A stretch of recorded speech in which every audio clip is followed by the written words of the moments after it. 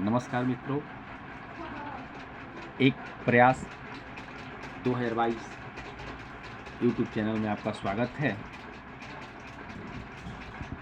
ये चैनल अपने आप में एक अनोखा चैनल है जिसके माध्यम से संभावित जितने भी प्रतियोगिता परीक्षाएं हैं उनके कुछ टॉपिक, कुछ अच्छी तैयारियों के लिए टिप्स और कुछ अच्छे क्वेश्चंस जो एग्ज़ाम में आए उनको यहाँ बताया जाएगा। क्योंकि ये फर्स्ट वीडियो है इसका, तो अगर आपने अभी तक सब्सक्राइब नहीं किया है तो कृपया बेल आइकन दबा लें ताकि आपको सूचनाएं मिलती रहें, और सब्सक्राइब का बटन भी दबा लें ताकि जो भी सूचनाएं चैनल के माध्यम से दी जाए वो आपको मिलती रहे। तो सबसे पहले अभी जो टीचिंग के लिए जो CTET यानी कि सीटेट जिसका नोटिफिकेशन निकल गया है उसके बारे में आज थोड़ी चर्चा करेंगे कि सीटेट करने के बाद आप को क्या लाभ है। तो जैसे जब आप सीटेट क्वालिफाई हो जाते हैं तो आप टीचर बनने के लिए, ठीक है, टीचर बनने के लिए आपके पास अर्हता हो जाती है। यानी कि अब आपके पास ये एलिजिबिलिटी जो है वो आपके पास अब हो जाती है, आप योग्य हो जाते हैं। लेकिन कुछ राज्यों में जैसे उत्तर प्रदेश है, ऐसे राज्यों में टीचर बनने के लिए सीटेट के अलावा आपको super TET, STET super TET pass करने होते हैं।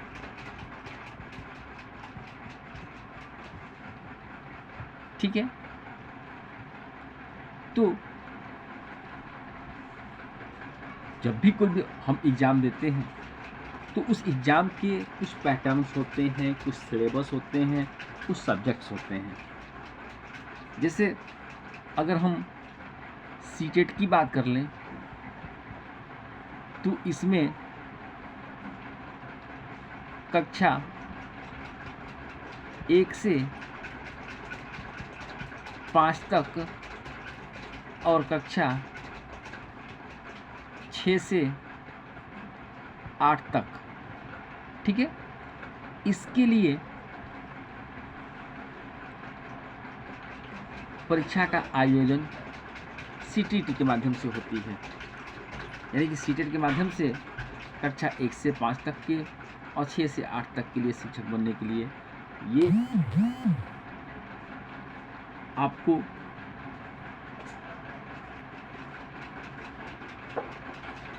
ज़रूरी है कि आप सीटेट पास कर लें या स्टेट लेवल का कोई भी TET पास कर लें।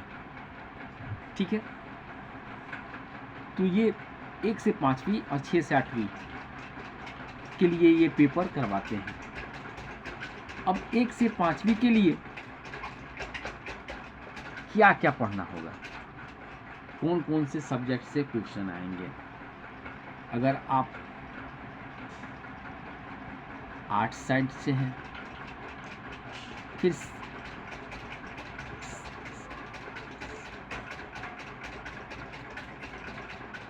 या फिर आप साइंस साइड से हैं, तो क्या क्या आपको पढ़ना होगा। दोनों में कॉमन क्या है कि आपको बाल विकास और शिक्षा शास्त्र ये आपको आर्ट्स में भी पढ़ना है और साइंस में भी पढ़ना है।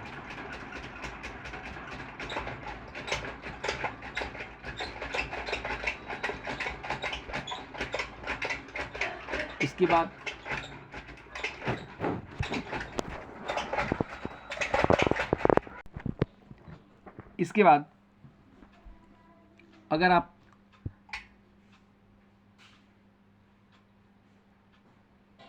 एक से पांचवी के लिए हैं तो आपको गणित की परीक्षा देनी होगी।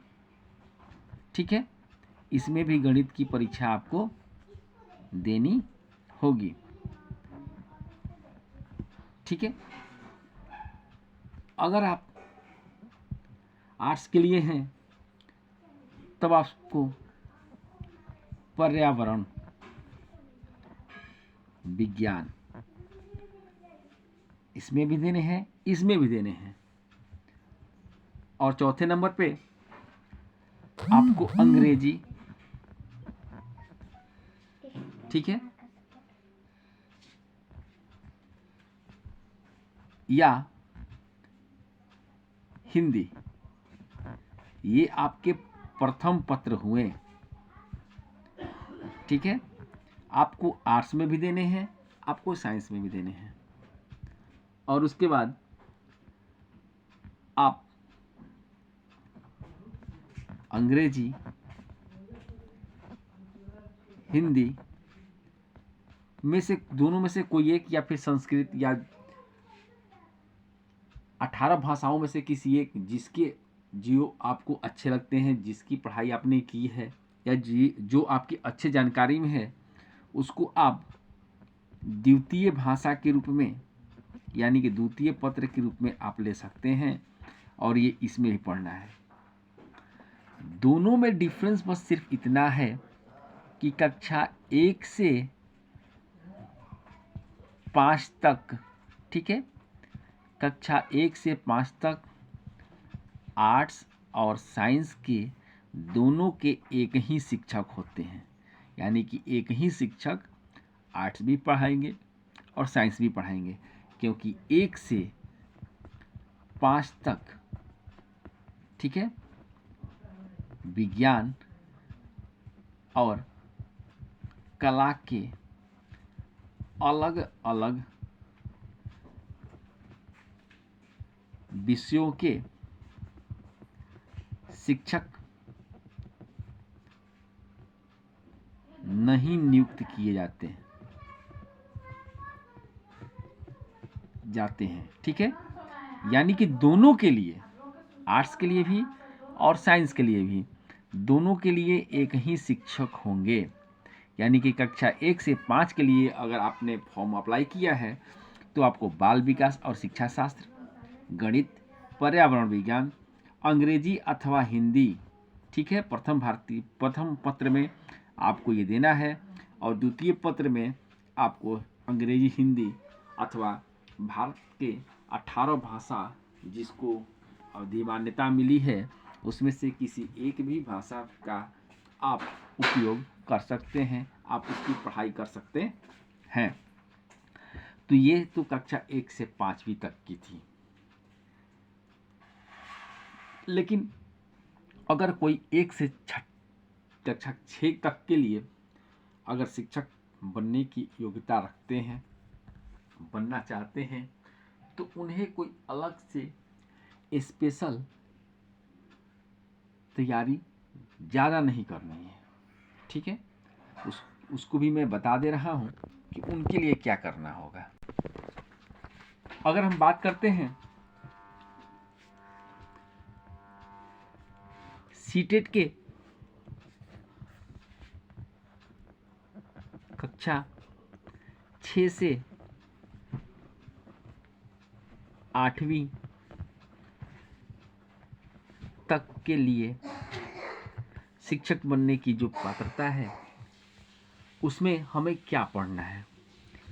तो इसमें आर्ट्स होते हैं, इसमें साइंस होते हैं, इसमें कॉमर्स का अलग से नहीं होता। इसमें भी वही पढ़ने हैं जो हम 1 से 5वीं के लिए पढ़ते हैं, जैसे बाल विकास और शिक्षा शास्त्र, ये आर्ट्स वाले को भी पढ़ना है, साइंस वाले को भी पढ़ना है। दूसरा, इसमें सामाजिक विज्ञान यानी कि इसमें सोशल साइंस पढ़ने पड़ेंगे, और इसमें गणित, साइंस वाले में गणित और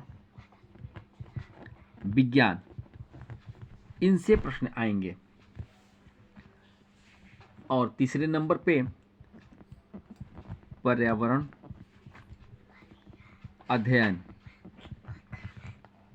इसमें 6 से 8वीं के लिए आर्ट्स में भी और साइंस में भी, दोनों में ये आते हैं। और भाषा 1, जिसमें या तो आप अंग्रेजी अथवा हिंदी अथवा भारत के जो 18 भाषाओं को जिनको मान्यता दी गई है उसे आप ले सकते हैं। और भाषा 2 में आपको हिंदी अथवा अंग्रेजी आपको लेने होंगे, यानी कि ये आपको उसमें पढ़ाई करने होंगे। तो देखिए, आर्ट्स में भी बाल विकास और शिक्षा शास्त्र, यानी कि चाइल्ड डेवलपमेंट एंड पेडागोगी, इसमें भी पढ़ने हैं। आपको इन्वायरमेंटल स्टडीज यानी कि पर्यावरण अध्ययन, दोनों में पढ़ना है। लैंग्वेज 1 और लैंग्वेज 2 पेपर दोनों में पढ़ने हैं।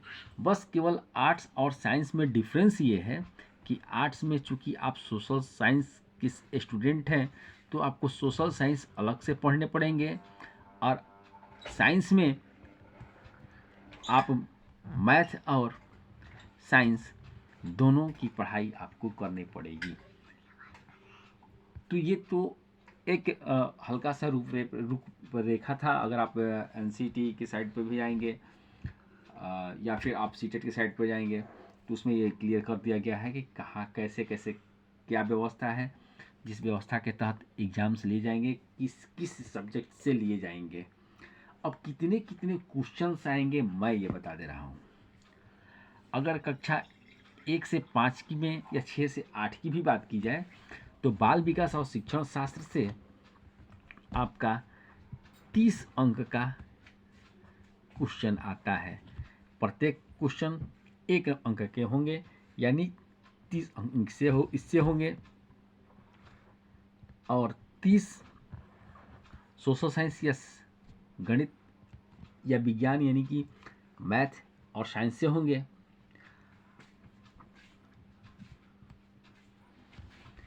तीस क्वेश्चन जो होते हैं आपके वो इन्वायरमेंटल स्टडीज से होंगे। 30 क्वेश्चन जो हैं वो आपके लैंग्वेज पेपर 1 से होंगे, और 30 क्वेश्चन जो होंगे वो आपके लैंग्वेज पेपर 2 से होंगे। यानी कि कुल 150 अंक आपको इस एग्ज़ाम में 150 अंक के क्वेश्चंस इस एग्ज़ाम में आते हैं, जिसमें से आपको कम से कम 90 अंक लाना अनिवार्य है। सबसे बड़ी बात कि इसमें कोई निगेटिव मार्किंग नहीं होती है,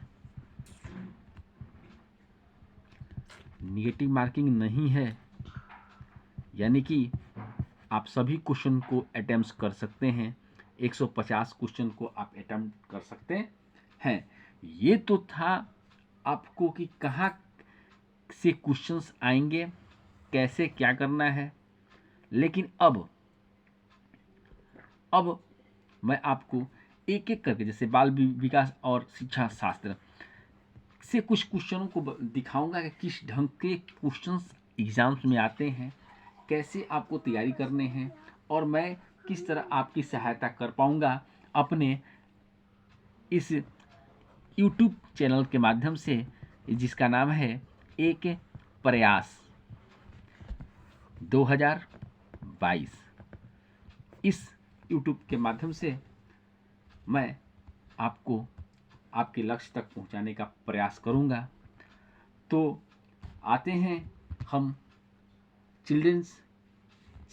चाइल्ड डेवलपमेंट एंड पेडागोगी यानी कि बाल विकास और शिक्षण शास्त्र से कुछ क्वेश्चन को मैं दिखाता हूं। जैसे मैंने किसी साल का ये सीटेट का एक क्वेश्चन पेपर मेरे पास है, जिसके माध्यम से मैं आपको बताना चाहता हूं। जैसे देखिए क्वेश्चन कैसे आते हैं। एक प्रभावी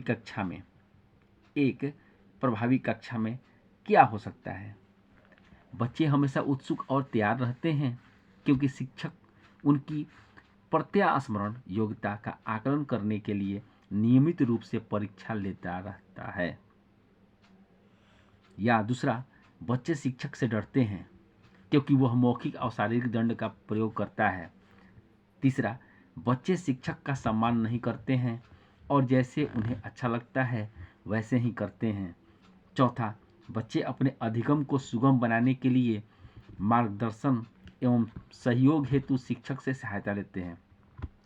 जैसे माना कि कोई क्लास है, इस क्वेश्चन का मतलब है कि एक कक्षा है, उसमें बच्चे सबसे अधिक क्या करते हैं, यानी कि उस क्लासरूम को इफेक्टिव कैसे माना जाएगा। बच्चे बहुत उत्सुक रहते हैं इसके लिए, या फिर बच्चों का शिक्षक आकलन करते हैं इसके लिए, या फिर बच्चे शिक्षक से डरते हैं इसके लिए, या फिर बच्चे शिक्षक का सम्मान नहीं करते, या फिर बच्चे अपने शिक्षक के अधिगम को सीखते हुए उनके मार्गदर्शन एवं सहयोग हेतु शिक्षक से सहायता लेते हैं। तो इसमें क्वेश्चन का आंसर क्या होना चाहिए? ये तो होगा नहीं, बच्चे शिक्षक का सम्मान नहीं करते, ऐसा तो कभी होता नहीं है, तो पहले हम इसको काट देंगे। तो फिर क्या होगा? तो देखिए, किसी भी कक्षा में, मैं इसको आगे बताऊंगा, किसी भी कक्षा में किसी भी बच्चों को पनिशमेंट और प्राइज यानी कि दंड और पुरस्कार कभी नहीं देना है, क्योंकि इससे आपके शैक्षणिक यानी कि जब आप टीचर बनने जाते हैं उस पर इफेक्ट पड़ता है। और कहीं भी राष्ट्रीय पाठ चर्चा जो उसकी रूपरेखा तैयार की गई है, उसने कभी ऐसा नहीं कहा कि बच्चों को पुरस्कार अथवा दंड दें। ये भी खत्म, यानी कि ये भी गलत है। अब है कि बच्चे हमेशा उत्सुक और तैयार रहते हैं क्योंकि शिक्षक उनकी प्रत्यास्मरण योग्यता का आकलन करने के लिए, किसी भी बच्चे का आकलन नहीं कर सकता शिक्षक, ठीक है। आकलन क्या, जब भी शब्द आएगा वो ऑप्शन गलत। तो जब हमारे पास ये 4 बच गया तो 4 इज राइट आंसर। क्या भाई? एक प्रभावी कक्षा में बच्चे अपने अधिगम को सुगम बनाने के लिए मार्गदर्शन एवं सहयोग हेतु शिक्षक से सहायता लेते हैं। नेक्स्ट क्वेश्चन इसमें दिया था कि ज्ञान के एक बड़े असंबद्ध भाग को प्रस्तुत करना शिक्षिका के कार्य को कठिन और शिक्षार्थियों के कार्य यानी कि शिक्षिका टीचर हुई और शिक्षार्थी स्टूडेंट हुए के कार्य को आसान बनाना, शिक्षार्थियों के लिए अवधारणात्मक समझ को प्राप्त करने को कठिन बनाएगा, शिक्षार्थियों के लिए प्रत्यास्मरण को आसान बनाएगा, अपने तरीके से जानकारी को व्यवस्थित करने में शिक्षार्थियों की सहायता करेगा। क्या होगा? यानी कि presenting disconnected chunks of knowledge world, यानी ज्ञान के एक बड़े असंबद्ध भाग को प्रस्तुत करना क्या होगा। पहले तो ये शब्द आपको थोड़ा अजब लगेगा कि भाई असंबद्ध क्या है, ज्ञान क्या है, लेकिन यही है आपका जो पहला पेपर जो है क्वेश्चन का आता है, बाल विकास और शिक्षण शास्त्र यानी कि चाइल्ड डेवलपमेंट एंड पेडागोगी, इसमें ये क्वेश्चन आते हैं। शिक्षार्थियों के कार्य को कठिन और शिक्षिका के कार्य को कठिन और शिक्षार्थियों के कार्य को आसान बनाना, ऐसा तो कभी होता नहीं है। शिक्षार्थियों के लिए अवधारणात्मक समझ को प्राप्त करने को कठिन बनाना, बच्चे अपने अवधारणा बनाने की हमें आता ही नहीं है तो फिर पढ़ाने से फ़ायदा क्या है, यानी कि ये ऑप्शन गलत, ये भी ऑप्शन गलत। शिक्षार्थियों के लिए प्रत्यास्मरण को आसान बनाएगा, यानी कि बच्चे जो हैं रिकॉल जल्दी कर पाएंगे, ये भी गलत है। अपने तरीके से जानकारी को व्यवस्थित करने में शिक्षार्थियों की सहायता करेगा, क्यों करेगा भाई, ये भी गलत है। लेकिन सबसे उचित इसमें मेरे समझ से या सबके समझ से ये होगा कि शिक्षार्थियों के लिए अवधारणात्मक समझ को प्राप्त करने को कठिन बनाएगा। अगर किसी असंबद्ध भाग, असंबद्ध में जो उसको नहीं बताया गया है, मान लीजिए हमने बच्चों को पृथ्वी के बारे में बताया ही नहीं है और फिर उससे हम एक गोला दे देंगे तो उनसे पूछेंगे कि पृथ्वी कैसा होता है, तो बच्चे बताने में उनके पास हेजिटेशन होगा, बच्चे नहीं बता पाएंगे। तो यही होगा कि शिक्षार्थियों के लिए अवधारणात्मक समझ को प्राप्त करने को कठिन बनाएगा, यानी कि अब बच्चे उसको नहीं समझ पाएंगे। ठीक है, तो ये कुछ पेडागोगी के क्वेश्चन थे। अब मैं आपको मैथ से कुछ क्वेश्चन दिखाने जा रहा हूँ ताकि आप उसकी भी समझ देख लें कि मैथ में किस तरह के क्वेश्चन आते हैं। देखिए मैथ के मैंने कुछ क्वेश्चन को उठाया है क्वेश्चन पेपर से। आप देख रहे हैं कि मैथमेटिक्स यहाँ दिया गया है। इसमें लिखा गया है, गणित सीखने के संबंध में निम्नलिखित में से कौन सा कथन सत्य है। ठीक है, कभी कभी असत्य आता है। दिया है कि हर कोई गणित सीख सकता है, गणित केवल कठोर अभ्यास से सीखा जा सकता है, गणित सीखने के लिए एक कठिन विषय है, आमतौर पर लड़कियां गणित में कमज़ोर होती हैं। ये अवधारणा हो गया। ठीक है, तो ये तो होगा नहीं कि आमतौर पर लड़कियां गणित में कमज़ोर होती हैं। बहुत सारे लड़कियां जो हैं वो गणित में बहुत तेज हैं। गणित सीखने के लिए एक कठिन विषय है, ऐसा कोई सब्जेक्ट नहीं जिसे हम सीख नहीं सकते हैं, इसलिए ये एक कठिन विषय नहीं है। गणित केवल कठोर अभ्यास से सीखा जा सकता है, ऐसा थोड़े है। हम जब भी दुकान पे जाते हैं, कोई सामान लेते हैं, 50 रुपये का अगर कोई सामान हम खरीदते हैं और उसको 100 रुपये का नोट देते हैं, तो हमें ये ज्ञात होता है कि 100 रुपये जब दिए हैं, 50 रुपये का सामान उसने हमें वापस किया है, तो 50 रुपया मेरे पास रेस्ट बचेंगे। तो इसलिए ये कठोर अभ्यास करने की भी ज़रूरत इसमें नहीं है। तो सही ऑप्शन क्या है, जिसने भी लगाया है सही लगाया है। हर कोई गणित सीख सकता है, सब कोई गणित सीख सकता है। ऐसा नहीं है कि हम गणित का उपयोग अपने दैनिक जीवन में नहीं करते हैं। ठीक है, अब इसी में बहुत सारे क्वेश्चंस जैसे मैं दिखा दे रहा हूँ, देखिए इस ढंग के भी क्वेश्चंस आते हैं। ठीक है, ये फ्रैक्शन वाली बात, ये कैसे ये बनेंगे, इसको बना के दिखाना पड़ता है वहाँ, यानी कि ये ऑप्शन तभी आएंगे कि जब आप उसको जल्दी से बना लेंगे, और जल्दी से तब आप बना पाइएगा जब आप प्रैक्टिस में रहिएगा। ठीक है, जैसे अगर हम इसी को करते हैं तो 5 में 3 का मल्टीप्लाई करेंगे तो 15 हो जाएगा, और 3 5 15 भाग 5 दूनी 10, और बचते हैं 15, चढ़ती हैं 12, यानी कि 22/15। ठीक है, और 15 से जब हम 22 में भाग करते हैं, 15 एकम 15, और 12 में से 5 को अगर हम घटाएंगे तो 7 5 12, और ये यानी कि एक सही 7/15, ये बिल्कुल सही था। ठीक है, तो इस ढंग से मैथ में भी क्वेश्चन आते हैं, जिसमें आपका इसमें गणित शिक्षण है।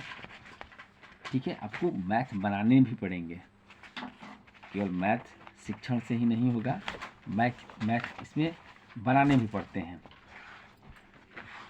ठीक है, उसी तरह अगर हम पर्यावरण अध्ययन की बात करते हैं तो देखिए ये है आपका पर्यावरण अध्ययन, यानी कि इन्वायरमेंटल स्टडीज।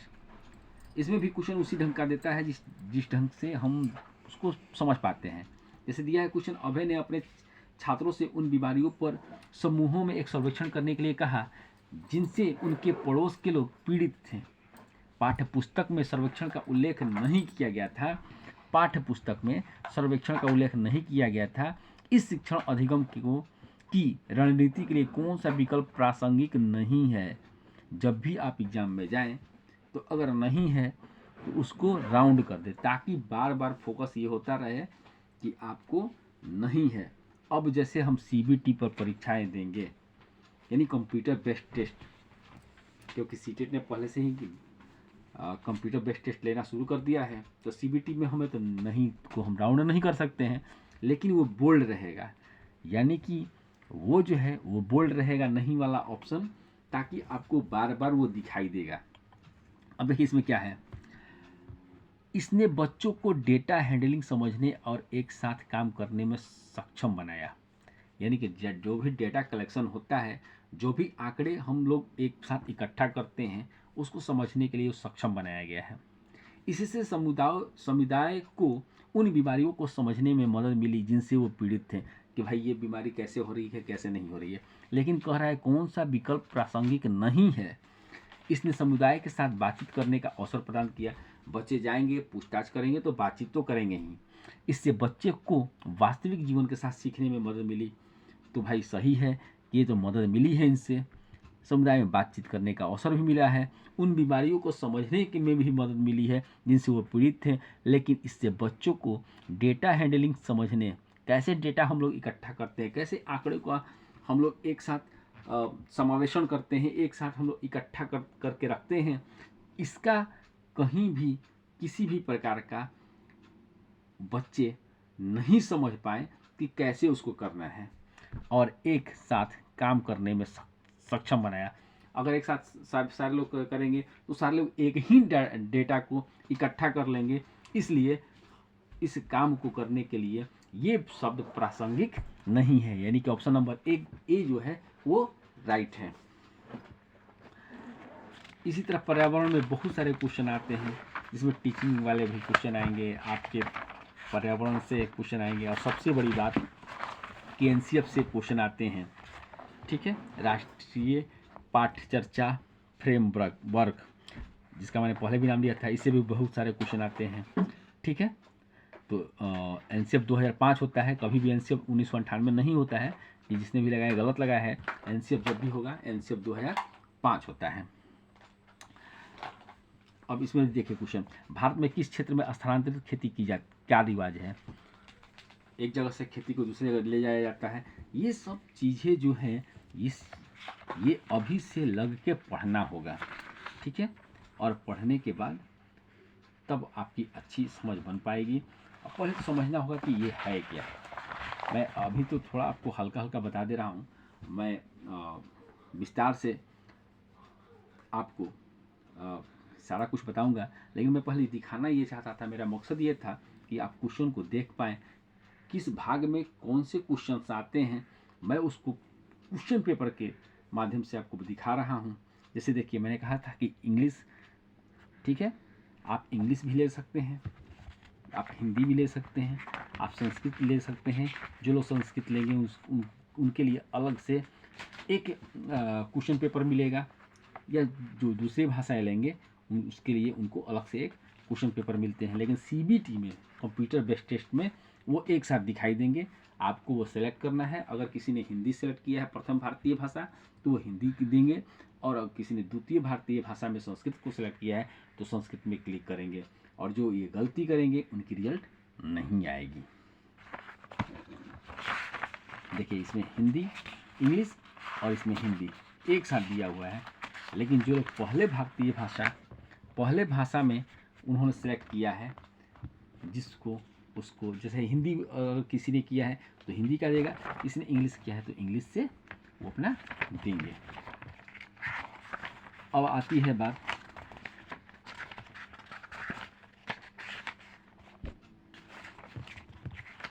कि किस सब्जेक्ट से कितने क्वेश्चंस आते हैं। ठीक है, किस सब्जेक्ट से कितने क्वेश्चंस आएंगे। तो देखिए, बाल विकास और शिक्षण शास्त्र से 30 अंक के प्रश्न आएंगे, गणित से 30 अंक के प्रश्न आएंगे, पर्यावरण अध्ययन से 30 अंक के प्रश्न आएंगे, अंग्रेजी भाषा 1 से 30 अंक के प्रश्न आएंगे और भाषा 2 से 30 अंक के प्रश्न आते हैं। कुल मिला के क्वेश्चन पेपर पे ही दिया है। आपके CBT में भी जब परीक्षा देने जाएंगे उसमें भी लिखा रहेगा कि 150 अंक का एक क्वेश्चन होगा, कोई निगेटिव अंक नहीं है और आपको 2.5 घंटे का समय मिलेगा, यानी कि 2.5 घंटे के भीतर आपको 150 प्रश्न का उत्तर देना है, कोई निगेटिव अंक नहीं है। और सबसे बड़ी बात कि परीक्षार्थियों के लिए ये दिया गया है इंस्ट्रक्शन में कि यदि भाषा 1 या भाषा 2 में आपके द्वारा चुनी गई भाषाएं अंग्रेजी या हिंदी के अलावा है तो कृपया उस भाषा वाली परिशिष्ट परीक्षा पुस्तिका मांग लें। तो ये तो पहले जब था, जब ये ऑफलाइन होता था, ऑनलाइन में वो उसके साथ दिया रहेगा। तो मुझे आशा है कि आज आप लोगों ने इसके बारे में थोड़ा समझ लिया होगा। कल से हम लोग शुरुआत करेंगे शिक्षण, बाल विकास और शिक्षा शास्त्र से हर वो टॉपिक को या फिर हर वो पिछले साल से आए हुए क्वेश्चन को जो परीक्षा में आते हैं उनको बताया जाएगा। तो आपसे रिक्वेस्ट है कि आप @EK एक प्रयास 2022 को सब्सक्राइब कर लें, लाइक कर दें और कमेंट्स ज़रूर करें। तो आज के लिए इतना ही, धन्यवाद।